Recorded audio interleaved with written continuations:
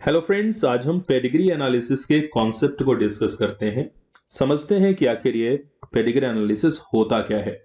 तो चलिए इस पे ध्यान देते हैं। थोड़ा सिंपल सी चीज आप समझिए। जैसे कोई ट्रेट है या फिर कोई एक करेक्टर है, वो ट्रेट या करेक्टर आपकी फैमिली में कुछ लोगों में दिखाई देता है और कुछ लोगों में नहीं दिखाई देता है।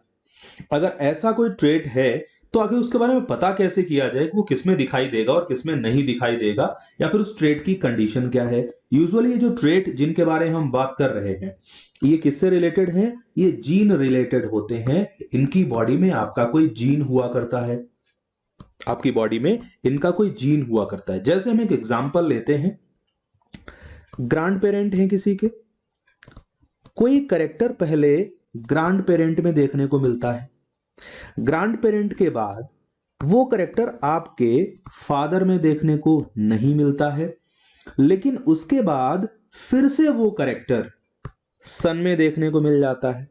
आप सपोज आप सन है या डॉटर हैं, जो भी हैं, आप में ये करेक्टर दिख रहा है, लेकिन आपके फैमिली मेंबर कहते हैं ये करेक्टर आपके फादर में तो नहीं। आपके फादर कहते हैं, लेकिन ये कहते हैं कि वो करेक्टर ग्रांड पेरेंट में है। यानी कि ये करेक्टर आया कैसे यहां जब फादर में दिखा नहीं। तो पहली चीज है, जीन से रिलेटेड है। इसका जीन कहीं शो हो रहा है और कहीं नहीं शो हो रहा है। क्लियर है ना? इन्हीं चीजों को समझने के लिए, ट्रेट कैसे ग्रांड पेरेंट में दिख रहा है और सन में नहीं दिख रहा है, इन चीजों को समझने के लिए ही एक पूरा का पूरा फैमिली ट्री तैयार किया जाता है। क्या तैयार किया जाता है? फैमिली ट्री तैयार किया जाता है, जिसमें कोई भी जो ट्रेट है ना, कोई भी जो ट्रेट है, उस ट्रेट के इनहेरिटेंस को स्टडी किया जाता है। जो ट्रेट है, जो करेक्टर दिख रहा है ग्रैंड पेरेंट्स में, उसके बाद जैसे किसी के 4 ऑफस्प्रिंग्स हैं, तो कुछ ऑफस्प्रिंग्स में दिख रहा है और कुछ ऑफस्प्रिंग्स में नहीं दिख रहा है। तो इसी के इनहेरिटेंस की जब हम स्टडी करते हैं तो ये पेडिग्री एनालिसिस में आता है। चलिए देख लेते हैं इसकी हम डेफिनेशन क्या लिख सकते हैं। हम इसकी डेफिनेशन लिख सकते हैं, the analysis of traits in several generations, कई जनरेशंस तक इसको स्टडी किया जाता है। In several generations of human family in the form of a family tree, in the form of a family tree or diagram is called pedigree analysis. Clear? Simple सी चीज है, कोई ट्रेट या करेक्टर है, वो करेक्टर को कई generation तक स्टडी करते हैं। कुछ इंडिविजुअल्स में आपकी फैमिली के वो करेक्टर दिखाई देता है और कुछ में दिखाई नहीं देता है। जब इसी का हम पूरा एक फैमिली ट्री ड्रॉ कर लेते हैं तो इसी को हम पेडिग्री एनालिसिस कहते हैं। क्लियर है ना? पेडिग्री एनालिसिस में हम आगे की कुछ कंडीशंस को समझ लेते हैं। जैसे अलग अलग सिंबल्स यूज होते हैं पेडिग्री एनालिसिस को समझने के लिए, तो देखते हैं। अब यहां पर सिंपली क्या होता है, नॉर्मली नहीं लिखते हैं। पेडिग्री एनालिसिस के लिए हम बहुत सारे सिंबल्स का यूज करते हैं। तो यहां पर हम उन सिंबल्स को पहले डिस्कस करेंगे। जैसे अगर मेल है तो हम उसको स्क्वायर से डिनोट करेंगे, मेल को। लेकिन वही मेल अगर अफेक्टेड है, यानी कि उसको डिजीज है, उस मेल को क्या हो गई है, उस मेल को डिजीज हो गई है, तो फिर हम इसी को क्या कर देते हैं, डार्क कर देते हैं। इस पर्सन को क्या है, डिजीज अगर हो गई है तो हम इसको डार्क कर देते हैं और हम इसको लिखते हैं अफेक्टेड मेल। क्या लिखते हैं? अफेक्टेड मेल, क्योंकि जो ट्रेट है वो इस मेल में दिख रहा है। क्लियर है ना? फिर एक कंडीशन अगली आती है कि अगर मेल में ये डिजीज कैरी तो हो रही है, मतलब मेल में ये डिजीज कैरी हो रही है बट मेल अफेक्ट नहीं कर रहा है, तो इसको हम कैरियर मेल, हाफ अगर इस स्क्वायर को हाफ डार्क कर देते हैं ना, तो इसको हम कैरियर मेल बोलते हैं। क्या बोलते हैं? कैरियर मेल बोलते हैं। एक मिनट समझाने की कोशिश कर रहा हूं कि कैरियर मेल होता क्या है। जैसे अगर हम आपसे कहें एक सिंपल सी बात, पिछली वाली स्लाइड पे चलते हैं। जैसे हमने आपसे कहा कि हमने यहां एक ये केस डिस्कस किया, तो इस केस के कंडीशन को आप समझ लीजिए कि ये डिजीज इस ग्रांड पेरेंट को है, यानी कि ग्रांड पेरेंट में कोई डिजीज या कोई करेक्टर शो हो रहा था, वो करेक्टर सन तक गया, सन में भी वो करेक्टर शो हुआ, लेकिन फादर में वो करेक्टर शो नहीं हो रहा था। शो नहीं हो रहा था तो क्या हुआ, गया तो ग्रांड पेरेंट से सन में किसके थ्रू है, फादर के थ्रू है। तो फादर उस करेक्टर को क्या कर रहा है, कैरी कर रहा है। क्या कर रहा है, कैरी कर रहा है। तो फादर यहां पर क्या होगा, कैरियर होगा। जो कैरी कर रहा है वो है कैरियर। तो उसको जब सिंबल से डिनोट करेंगे तो उसको इस तरीके से हम कैरियर मेल लिखेंगे। क्लियर है ना, आप समझ रहे होंगे। आगे चलते हैं, नेक्स्ट कंडीशंस को समझने की कोशिश करते हैं। अगर हम सर्कल से रिप्रेजेंट करते हैं तो सर्कल से हम फीमेल को रिप्रेजेंट करते हैं। ऐसे ही अगर कोई फीमेल किसी डिजीज से सफर कर रही है या कोई ट्रेट फीमेल में है तो फिर हम इस फीमेल को अफेक्टेड फीमेल बोल देते हैं। We call it affected female. ये फीमेल कैसी है, अफेक्टेड है। क्लियर है। ऐसे ही कि कोई डिजीज आप ग्रैंड पेरेंट से मदर में आई है और मदर से डॉटर में या सन में किसी में आई है और वो मदर अफेक्टेड नहीं दिख रही है, जैसे हमने पीछे केस दिखाया था ना कि मदर में डिजीज है। जैसे हम अगर अगले चार्ट ले लें, यहां पर हमने कहा ये आपकी जो ग्रैंड मदर है या जो नानी है, ग्रैंड मदर में आपकी जो नानी है, नानी को कोई ट्रेट है, कोई डिजीज है, ठीक है, जेनेटिक डिजीज टाइप की कुछ भी है, वो डिजीज आपकी मदर को नहीं है। उसके बाद वो डिजीज मदर को नहीं है, मदर अफेक्ट नहीं कर रही, लेकिन मदर से वो डिजीज डॉटर में, किसमें, डॉटर में ट्रांसफर होके आ गई। तो इसका सिंपल सा मीनिंग क्या है कि मदर में, मदर अफेक्टेड है तो ग्रैंड मदर अफेक्टेड है तो उसको फुल सर्कल को डार्क बनाएंगे, ठीक है ना। डॉटर अफेक्टेड है तो इस सर्कल को डार्क बनाएंगे, लेकिन जो मदर है वो डिजीज से अफेक्टेड नहीं है, तो जब हम सर्कल बनाएंगे तो सर्कल को आधा डार्क करेंगे। क्यों, क्योंकि मदर डिजीज से अफेक्ट तो नहीं है, लेकिन ये डिजीज ग्रांड मदर से डॉटर में किसके थ्रू आई है, मदर के थ्रू आई है। यानी कि मदर जो है ना वो डिजीज को क्या कर रही है, कैरी कर रही है। तो मदर को यहां पे कैरियर मेंशन करेंगे। तो अगर मदर कैरियर है ये तो इसके लिए ये सिंबल यूज करते हैं, किसके लिए, कैरियर फीमेल के लिए। This symbol is used for carrier female. आगे के पार्ट को देखते हैं। एक और थर्ड कंडीशन हमें नेचर में देखने को अपने यहां मिलती है। कोई डिफेक्ट हो जाता है, यानी कि किसी पर्सन का सेक्स स्पेसिफाइड नहीं है। क्लियर है ना, मतलब यूनिकाइडिज्म वाली कंडीशन, जिन्हें हम किन्नर भी बोलते हैं। तो जब सेक्स आइडेंटिफाइड नहीं है किसी पर्सन का तो उसको इस तरीके से रिप्रेजेंट करते हैं। समझ में आया, इस तरीके से। तो ये है नॉर्मल। ये कंडीशन कैसी है, ये कंडीशन है नॉर्मल। क्लियर है। और ये है सेक्स अनस्पेसिफाइड की, मतलब ये पर्सन ना तो मेल है ना ही फीमेल है। तो ये सेक्स अनस्पेसिफाइड वाला केस होता है, जहां पर क्लियर ही नहीं है कि इंडिविजुअल मेल है या फीमेल है। अगर ये भी अफेक्टेड होगा, अगर ये भी अफेक्टेड होगा तो इसको भी पूरा डार्क ही दिखाएंगे, ठीक है ना। अगर हम इसको पूरा डार्क कर देंगे, इसका मतलब है affected person who is sexually unspecified. जो सेक्सुअली कैसा है, अनस्पेसिफाइड है। क्लियर, ये बात समझ में आ गई होगी। आगे की कुछ कंडीशंस को भी हम थोड़ा सा देख लेते हैं। चलिए समझने की आगे के पार्ट को कोशिश करते हैं। अब देखिए नेक्स्ट क्या है। नेक्स्ट में अगर हम देख लें तो अगर फुल डार्क है तो वो अफेक्टेड है, हाफ डार्क है तो वो कैरियर है। यहां कैरियर की बात हम अनस्पेसिफाइड में इसलिए नहीं करते हैं कि आगे इनकी प्रोजेनी तो होती नहीं है, क्योंकि ये जो अनस्पेसिफाइड हैं ये सेक्सुअली कैसे होते हैं, ये सेक्सुअली स्टेराइल होते हैं। कैसे होते हैं, स्टेराइल होते हैं। इसलिए इनकी हम बात करते नहीं है उस चीज के रिस्पेक्ट में कि इनके ऑफस्प्रिंग होंगे ही नहीं, तो पता कैसे लगेगा ये कैरियर है कि नहीं है। तो चलिए नेक्स्ट पार्ट को देख लेते हैं, इससे रिलेटेड आगे की चीजों को। चलिए अब जैसे इन्होंने क्या किया, यहां पर ये एक मेल है, ये एक फीमेल है और बीच में एक कांटेक्ट करके एक लाइन बना दी बीच में, इसको हम mating between male and female बोलते हैं। क्या बोलते हैं? Mating between male and female. क्यों भाई? इस मैटिंग से क्या है, मैटिंग से क्या लेना देना है? मतलब सिंपल सी चीज है, मेल और फीमेल के बीच में जब सेक्सुअल रिलेशन एस्टेब्लिश होगा तो मैटिंग, ये सिंपल सी देखो चीज, इसको रखा क्यों गया हम एक चीज बता दें। मैटिंग में जो ये बीच में लाइन बनी हुई है, ये ना इनके जेनेटिक कनेक्शंस को रिप्रेजेंट करती है। किसको रिप्रेजेंट करती है? इनके जेनेटिक कनेक्शन को रिप्रेजेंट करती है। अब आप कहेंगे जेनेटिक कनेक्शन क्या है? कि इनका जेनेटिक आगे मिलेगा।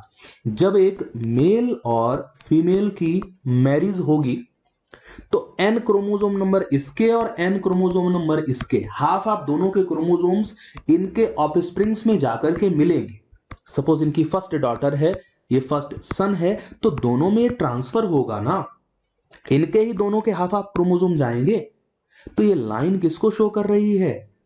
ये शो तो दोनों के बीच में मैटिंग को कर रही है, लेकिन इस मैटिंग का मतलब ये है कि ये इनके दोनों के क्रोमोसोम मैच होने वाले हैं, मिक्स होने वाले हैं। क्लियर है ना? तो जब भी हम रिप्रेजेंट करते हैं इस तरीके से,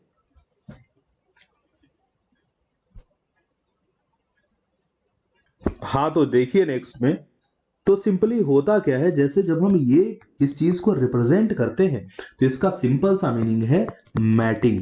मतलब मेल और फीमेल के बीच में सेक्सुअल कांटेक्ट, और सेक्सुअल कांटेक्ट से कोई लेना देना नहीं है उसका लेना देना इस बात से, ये कांटेक्ट इस चीज को शो करता है कि जो इनके ऑफस्प्रिंग्स होंगे, क्या होंगे? जो इनके ऑफस्प्रिंग्स होंगे उनमें हाफ क्रोमोसोम इसके और हाफ क्रोमोसोम इसके, यानी कि दोनों के क्रोमोसोम्स का एक क्या बनेगा? कनेक्शन बनेगा। इसलिए ये बीच में लाइन शो की जाती है। Is it very clear? Next concept को देखते हैं। जब इस चीज को ऐसे करके ये मैटिंग को दिखा दिया, और मैटिंग के साथ साथ एक पॉइंट और दिखाया जाता है, एक और लाइन बना दी। ये क्या शो करती है? ये लाइन शो करती है मैटिंग बिटवीन रिलेटिव्स। किसके बीच में? रिलेटिव्स के बीच में मैटिंग। अब समझिए रिलेटिव्स के बीच में मैटिंग का मतलब क्या है। देखो हर लाइन कनेक्शन को शो कर रही है, और मेनली जेनेटिक कनेक्शन को, क्रोमोसोमल कनेक्शन को, जेनेटिक कनेक्शन को। मैरिज बिटवीन रिलेटिव्स की बात यह है, एक लाइन तो मैटिंग होगी, इस चीज की हो गई, इनका क्रोमोसोमल कनेक्शन इनके ऑफस्प्रिंग्स में बनेगा। एक और लाइन ये शो करती है कि सपोज ये फीमेल को डिनोट करता है ना सर्कल, तो सपोज ये आपकी कोई फीमेल रिलेटिव है, आपकी किसी फैमिली में आती है ये लड़की, और आप ऑलरेडी दोनों रिलेटिव्स हैं, ठीक है ना? तो दोनों के बीच में ऑलरेडी क्रोमोसोम्स का लिंक है। जैसे हम सिंपल कह दें कि किसी पर्सन की मैरिज उसकी मौसी की लड़की के साथ होती है, मौसी की लड़की के साथ होती है। अब सिंपल सी चीज समझिए, ये है आपकी मौसी और ये है उनकी बेटी। ये सर्कल हमने शो कर दिया, सर्कल से ऐसे हमने यहां पे शो कर दिया, इसको हटा दो। अब मौसी का लिंक किससे है? आपकी मम्मी से है, आपकी माता जी से है। आपकी माता जी और आप अपनी माता जी के हैं बेटे। तो सिंपल सी चीज क्या है कि मम्मी और मौसी को, दोनों लोगों को किसके क्रोमोसोम मिले हैं? मम्मी और मौसी को, दोनों लोगों को क्रोमोसोम किसके मिले हैं? दोनों लोगों को सेम जगह से क्रोमोसोम मिले हैं। किससे? इनकी जो मदर और इनके जो फादर थे, यानी कि आप दोनों के जो नाना नानी हैं वो कॉमन है, और उन दोनों के क्रोमोसोम से इनको मिले हैं। वो क्रोमोसोम आपके अंदर भी आए हैं, और वही क्रोमोसोम आप इस मौसी की बेटी में आए हुए हैं। तो दोनों के बीच में क्रोमोसोम्स का एक लिंक है पहले से। तो यहां पर जो दो लाइंस बनाते हैं ना ऐसे मैरिज बिटवीन रिलेटिव्स को दिखाने के लिए, उसका सिंपल सा मीनिंग ये है कि एक तो आप लोग पहले से ही जेनेटिकली कनेक्टेड हैं, और आपके ऑफस्प्रिंग्स में और एक जेनेटिक कनेक्शन बनेगा, तो एक तरीके से डबल जेनेटिक कनेक्शन हो गया। तो इससे हम रिप्रेजेंट क्या करते हैं? Mating between relatives, mating between relatives, and it is called consanguineous marriage. Consanguineous marriage बोलते हैं इसको। क्लियर है ना? एक ये सिंबल हो गया। इसके बाद एक कंडीशन और है, ये एक इस तरीके से हमने दिखा दिया। फिर ये फीमेल है, दोनों की मैटिंग हो गई, मैटिंग से इनके ऑफस्प्रिंग्स हुए। तो ऑफस्प्रिंग्स में सपोज फर्स्ट डॉटर है तो ऐसे दिखाएंगे, सेकेंड सन है तो उसको बाद में दिखाएंगे, थर्ड सन है तो ऐसे दिखाएंगे। ये फर्स्ट ऑफस्प्रिंग है, लेफ्ट टू राइट चलते हैं, ये सेकेंड ऑफस्प्रिंग है, और ये जो लास्ट दिखा रहे हैं ये कौन सा है, थर्ड ऑफस्प्रिंग है। या फिर हमने ऐसे दिखा दिया, ये मेल, ये फीमेल, और इनका फर्स्ट ऑफस्प्रिंग सन है तो फर्स्ट को सबसे लेफ्ट पे बनाएंगे, सेकेंड एक डॉटर है तो राइट पे, थर्ड एक डॉटर है तो राइट पे, फोर्थ एक सन है तो बिल्कुल जो आपके राइट हैंड पे है वो यंगेस्ट है, वो क्या है, यंगेस्ट है। और जो सबसे लेफ्ट में बनाया हुआ है वो एल्डर है, वो सबसे बड़ा है, वो फर्स्ट चाइल्ड है। जो भी है, बात समझ गए। तो लेफ्ट टू राइट किसको शो किया जाता है, ऑफस्प्रिंग्स को शो किया जाता है। अगले पार्ट की तरफ चलते हैं। इसके बाद अगर हम नेक्स्ट पार्ट को समझ लें, अभी कुछ चीजें बची हुई हैं यहां पर, देखिए ये एक मिनट, ये है male marriage with female, clear है ना। उन्होंने इस तरीके से सपोज दिखाया कि ये है तो ये सिंगल चाइल्ड है, ठीक है। अब उन्होंने इस चाइल्ड को क्या कर दिया, पूरा डार्क कर दिया, तो ये अफेक्टेड चाइल्ड हो गया। क्या हो गया, अफेक्टेड। पेरेंट्स अफेक्टेड नहीं है लेकिन चाइल्ड अफेक्टेड है। यहां पर एक आगे की कंडीशन को देख लेते हैं, जैसे ये मेल दिखाया, ये फीमेल को दिखाया, फिर उन्होंने ऐसे कर दिया। इसका मतलब है एक बार में ही, इसका मतलब जब इन्होंने ऐसे बनाया तो एक बार में ही दो ऑफस्प्रिंग हुए हैं, एक बार में ही, मतलब ये ट्विंस हैं। अब ये ट्विंस हो सकता है एक सन हो एक डॉटर हो, तो ये शो करता है किसको, डाईजाइगोटिक ट्विंस को। किसको शो करता है, डाईजाइगोटिक ट्विंस। आपको जेनेटिक्स के कॉन्सेप्ट, आपको ह्यूमन रिप्रोडक्शन सही से मालूम है, तो कई बार फीमेल में क्या होता है, कई बार फीमेल में दोनों ओवरीज एक्टिवेट हो जाती हैं, दोनों ओवरीज एक्टिवेट हो जाती है तो दोनों से एग निकलते हैं, दोनों एग फर्टिलाइज कर गए और दोनों एग से जाइगोट बने और दोनों का इम्प्लांटेशन हुआ, तो यूट्रस में दो अलग अलग फीटस डेवलप हो गए। कितने फीटस डेवलप हुए, दो, दोनों चाइल्ड बने। तो दो जाइगोट से जब बनेंगे तो वो डाईजाइगोटिक ट्विंस हो गए। अब डाईजाइगोटिक अलग अलग जाइगोट से बने हैं तो दिखने में अलग अलग होते हैं। ये डाईजाइगोटिक में एक सन एक डॉटर भी हो सकता है, डाईजाइगोटिक में दोनों डॉटर भी हो सकती हैं, और डाईजाइगोटिक में दोनों सन भी हो सकते हैं। बट ये दोनों कैसे होंगे, जेनेटिकली अलग अलग होंगे, जेनेटिकली डिफरेंट होंगे, क्योंकि अलग अलग जाइगोट से डेवलप हुए हैं। डाई मींस टू, जाइगोटिक मतलब दो अलग अलग जाइगोट से डेवलप हुए हैं, तो जेनेटिकली कैसे होंगे, डिफरेंट होंगे। अगले पार्ट को समझ लेते हैं। फिर उन्होंने कहा मोनोजाइगोटिक ट्विंस क्या होते हैं। मोनोजाइगोटिक क्या होते हैं, ट्विंस तो एक बार में ही साथ ही बर्थ होती है ट्विंस की। अब ये एक है, ये दूसरा है, ठीक है ना। अब चलो यहां समझते हैं मोनोजाइगोटिक ट्विंस मतलब, आपको पता है कि फीमेल में नॉर्मली मेंस्ट्रुअल साइकिल में क्या होता है, एक ही ओवरी स्टिमुलेट होती है और उससे एक ही ओवम बाहर आता है। यही ओवम एम्पुलरी रीजन में आया, यही फर्टिलाइज किया और यही ये आकर के ब्लास्टुला बना, जाइगोट जो भी बनना था, और बाद में इम्प्लांटेशन हो गया, इससे एक पूरा फीटस डेवलप हो गया। ये अकेला फीटस है, थोड़ा गलत कर लिया मैंने, एक मिनट रुकिएगा। तो सिंपली फिर क्या होता है, अब वो जो जाइगोट यहां आया ना, वो बाद में फर्दर स्टेप्स में डिवाइड होकर एक सिंगल जाइगोट था, दो हिस्सों में बट गया। इससे दो जाइगोट डेवलप, इससे दो अलग अलग ऑफस्प्रिंग डेवलप हुए। तो जाइगोट कितना था, एक, मोनोजाइगोटिक, एक ही जाइगोट बना था, लेकिन उस एक जाइगोट बाद में डिवाइड होकर दो में डिवाइड हो गया। तो उनका जेनेटिक मटेरियल कैसा रहेगा, एक ही जाइगोट के दो हिस्से हुए तो सेम डीएनए रहेगा, डीएनए दोनों का सेम रहेगा।